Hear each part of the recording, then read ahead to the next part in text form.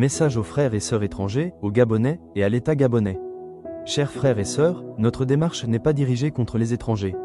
Beaucoup vivent ici en paix, travaillent honnêtement et participent à notre économie.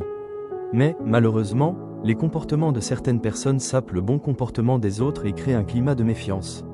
Aujourd'hui, il n'est pas rare de voir, dans certains taxibus, des frères étrangers se moquer ouvertement de Gabonais, d'entendre certains dire à un Gabonais « Je suis plus Gabonais que toi », de constater la vente de nourriture ou boissons sans respect des normes sanitaires, parfois dans des conditions d'hygiène déplorables, ou encore d'apprendre que certains introduisent des pratiques occultes ou rituelles pour nuire.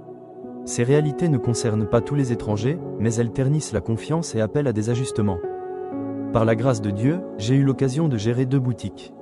Dans l'une d'elles, située juste à côté d'un frère sénégalais, sur 10 clients qui passaient dans la journée, 8 entraient chez lui et seulement 2 chez moi. Même des parents gabonais conseillaient à leurs enfants d'aller acheter ailleurs. J'ai aussi ouvert un restaurant.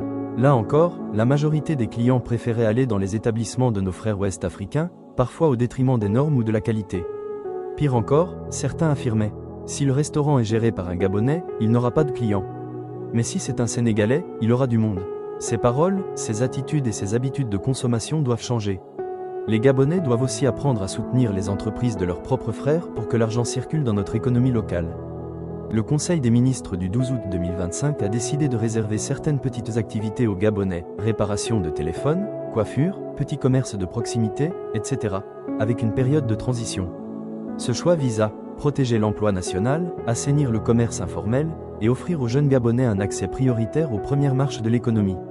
Cette année déjà, l'affaire du marché de Lambaréné avait révélé que la majorité des étals étaient occupés par des commerçants étrangers, suscitant un vif débat.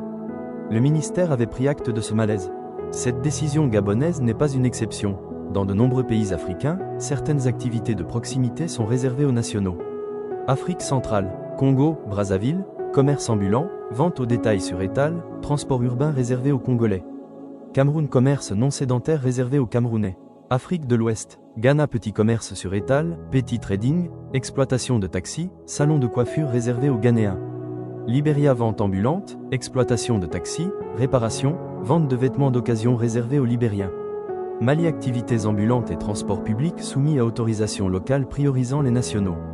Sénégal, commerce ambulant et petits services encadrés par des cartes professionnelles et autorisations délivrées en priorité aux nationaux. Bénin, gestion municipale des marchés et étals qui donne priorité aux nationaux dans l'attribution des places. Maroc, taxi et commerce ambulant soumis à agréments municipaux, limitant de fait l'accès aux non-nationaux. À nos autorités, nous disons, la décision de réserver certaines activités aux Gabonais est juste et nécessaire. Mais elle ne pourra porter ses fruits que si les conditions